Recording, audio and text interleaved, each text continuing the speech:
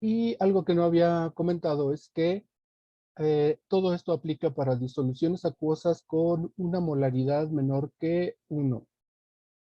Pudiera ocurrir que para otras disoluciones acuosas con molaridad mayor a 1 funcione, pero los que no van a funcionar para nada van a ser para los ácidos fuertes o las bases fuertes. Entonces, si estamos trabajando con ácidos fuertes y bases fuertes, la molaridad máxima con la que podemos trabajar es 1 molar. Si no, si no podemos empezar a tener resultados negativos. Por ejemplo, una disolución de ácido clorhídrico 2 molar pudiera darnos un pH de -1. Eso significaría que se sale de nuestra escala y muchos pudieran pensar que un pH negativo sea incorrecto, pero no es así. Lo que ocurre es que, pues bueno, se propuso esta escala de pH de 0 a 14 porque pues no se consideró que pues en un futuro pudiera también necesitarse trabajar a condiciones de mayor concentración. Entonces todo esto que estamos, con lo que estamos trabajando hoy, pues aplica para condiciones de concentración molar de menor o igual que 1. Ahora, algo que tampoco había podido explicarles antes es que eh,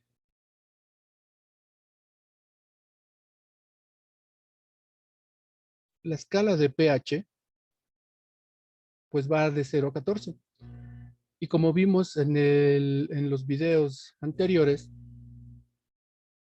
nosotros tenemos una escala, o perdón, un valor de pH 14 porque a esas condiciones y haciendo cálculos, observamos que la concentración de hidronios es muy pequeña, exageradamente pequeña comparado con la concentración de hidroxilos.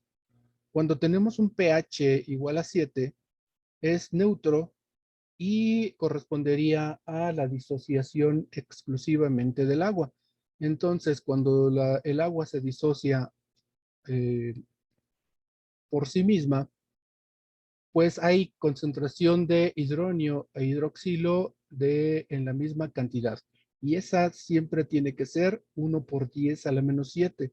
Esta concentración de hidronio o concentración de hidroxilo tiene que ser 1 por 10 a la menos 7 y ocurre estos valores son a 25 centígrados. Y bueno, cuando tenemos un pH menor a 7 es porque la concentración de hidronios es mayor que la de los hidroxilos. Y entre más nos acercamos al cero, pues esa diferencia es todavía más drástica. En comparación o en forma contraria a lo que observamos en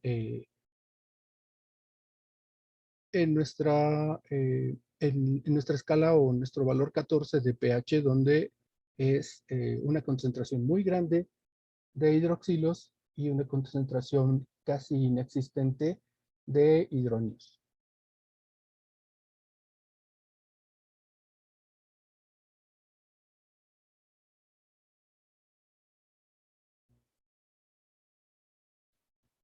Regresando a nuestra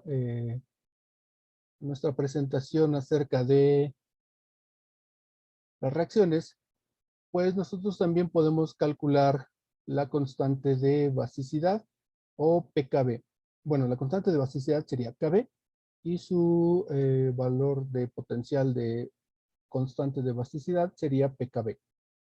El pKb sería como lo vimos en el video, pK por más pKb sería 14, por lo tanto, nosotros podemos calcular la pKb como 14 menos pKa. Ahora, vimos en la gráfica anterior, donde estaban todos los valores de pKa, que yo pude obtener los valores tanto de el ácido oxálico y del oxalato ácido.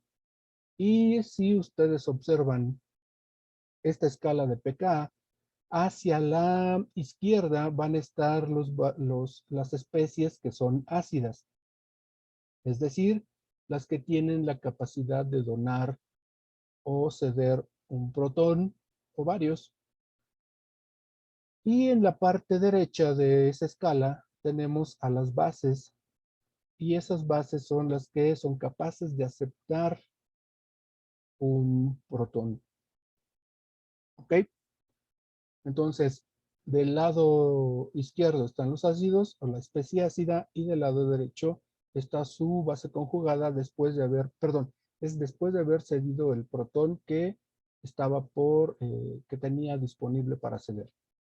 Hay algunos compuestos como el ácido oxálico que tiene la capacidad de ceder 2, por lo tanto, el pKa que tenemos para el primer protón donado sería este de aquí, y para el segundo protón donado sería este de acá.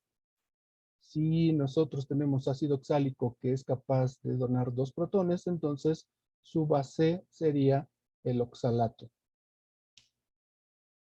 Aquí podemos ver que el oxalato ácido puede funcionar a veces como ácido y a veces como base. Y esto, como le ocurría al agua, es para las sustancias anfóteras.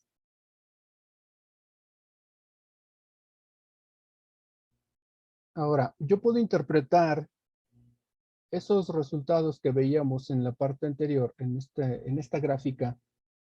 En esta gráfica yo puedo interpretar que estos valores que me dan de pKa, pues yo tengo los pares conjugados. Estos dos sustancias pertenecen a un par conjugado, y estas dos sustancias son el otro par conjugado. Lo puedo interpretar entonces como que para el primer par, pues esta sería la reacción completa, y ya la observamos anteriormente, y esta sería la reacción completa para el segundo par conjugado. O también lo puedo escribir o interpretar como el ácido y su base conjugada tienen esta pKa. Este ácido con su base conjugada tienen esta pKa. Siempre que vamos a escribir entonces con este formato el par conjugado, ponemos primero al ácido y después a la base. También escuchamos a la profesora Marta que los únicos que tienen pKa son los ácidos y las bases débiles. Los ácidos fuertes y las bases fuertes no tienen un valor de pKa porque se sale de la escala de 0 a 14. Y entonces, pues siempre, si vamos a interpretarlo para tener un orden, pues pongamos primero al ácido y después al subconjugado de base. Ahora, si ponemos a otro ejemplo, como digamos el fosfato ácido de sodio, pues el fosfato ácido de sodio lo vamos a poner a reaccionar con agua, considerando que este sería el fosfato ácido, nuestro ácido débil, y el agua, nuestra base débil. Si buscamos en la escala de pKa, pues aquí tenemos el fosfato ácido, y tiene un pKa de 12.32. Entonces vamos nuevamente a nuestra presentación y vemos que entonces podemos escribir este valor, o esto lo leímos así en nuestra escala de pKa. Nuevamente el hidronio es el ácido fuerte que se forma, y la base débil que se forma después de esta reacción, pues sería el fosfato disódico, pero es un anión. ¿Ok?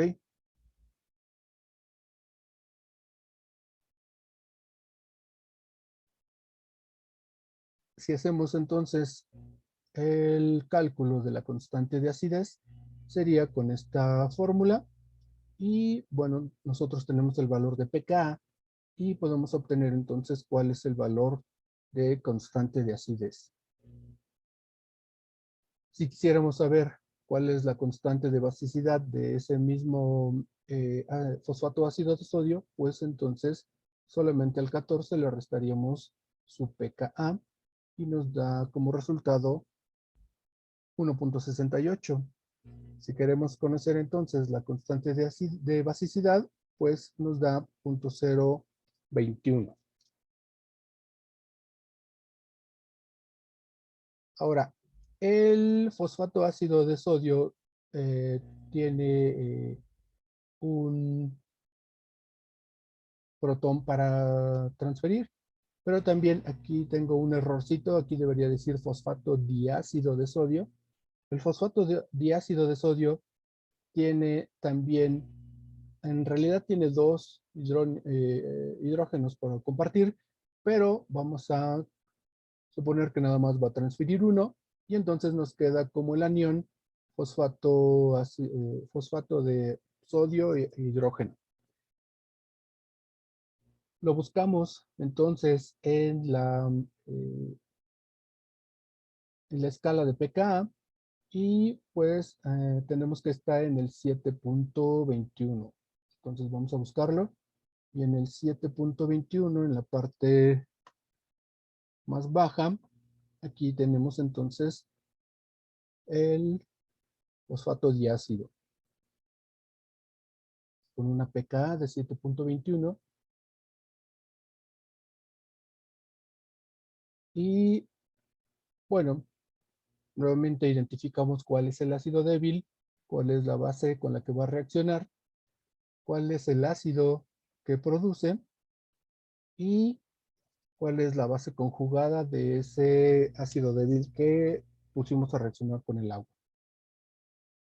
Nuevamente, calculando la constante de acidez para esa sustancia, pues obtenemos 6.166 por 10 a la menos 8. Y su constante de basicidad es de 1.622 por 10 a la menos 7. Ahora, hay que tener en cuenta que todas las sustancias que tienen una constante de acidez superior al 7, pues en realidad, no aunque pueden comportarse como ácidos, realmente pues están en la zona básica. Este fosfato ácido y el fosfato diácido que estamos viendo en pantalla, en realidad es difícil que reaccionen con otras bases débiles porque, porque realmente son muy débiles. Y entonces sí pueden tener reacciones, pero los productos que se obtienen son cantidades muy pequeñas, casi tan pequeñas como la disociación del agua. Entonces son cantidades muy pequeñas. Ahora, vamos a continuar observando más videos para conocer cómo se calcula el pH de los diferentes ácidos fuertes, bases fuertes y todas las sustancias débiles dentro de nuestra escala de pKa.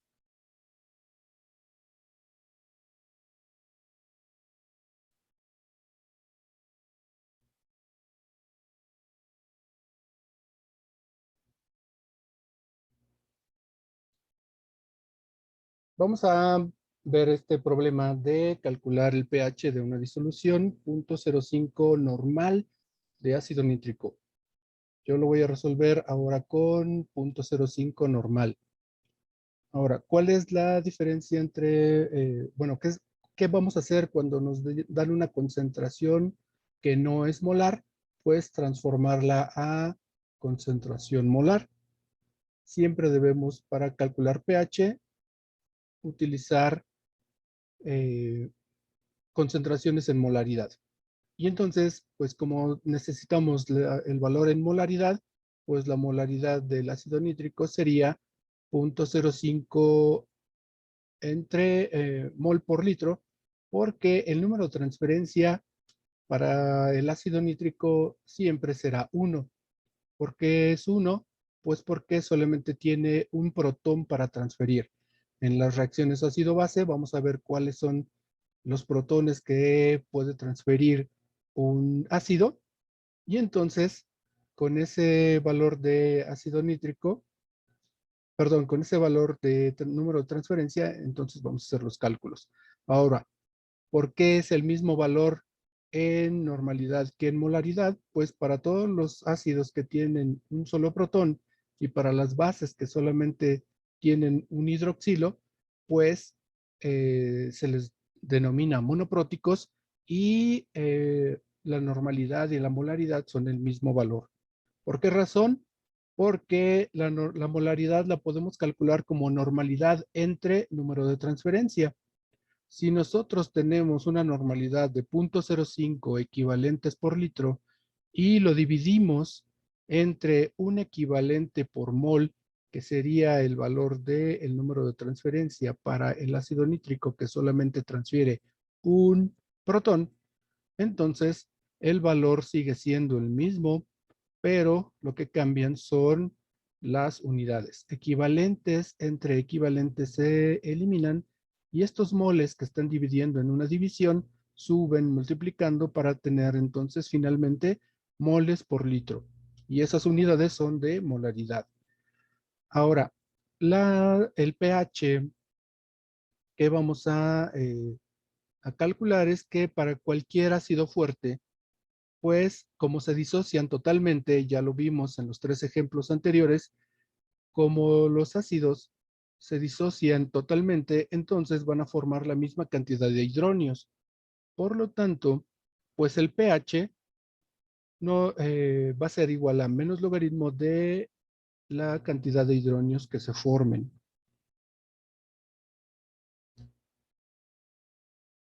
Si nosotros sustituimos valores, sería menos logaritmo de 0.05 y ese pH que nos resulta es 1.31. 1.301, perdón. Ahora, para el siguiente ejercicio, tenemos que hay una disolución de 0.4 mol de ácido clorhídrico disueltos en 20 litros. Entonces, aquí el cálculo de concentración, pues, es de molaridad del ácido clorhídrico, nada más es número de moles entre volumen. Hacemos esa operación y tenemos que nuestra molaridad es de 0.02 mol por litro. El pH para cualquier ácido fuerte sería menos logaritmo de la concentración del ácido fuerte y para este ejercicio en particular, pues el resultado es 1.699. Por último, para el ejercicio del ácido bromídrico, pues vamos a tener que hay 0.01 mols de ese ácido en 4 litros de disolución. Con el procedimiento que vimos anteriormente para el clorhídrico, pues podemos también calcular para este ácido. Y su concentración sería 0.0025 mol por litro. Dijimos entonces que aplicamos la misma fórmula que para los ácidos fuertes y obtenemos un pH de 2.602.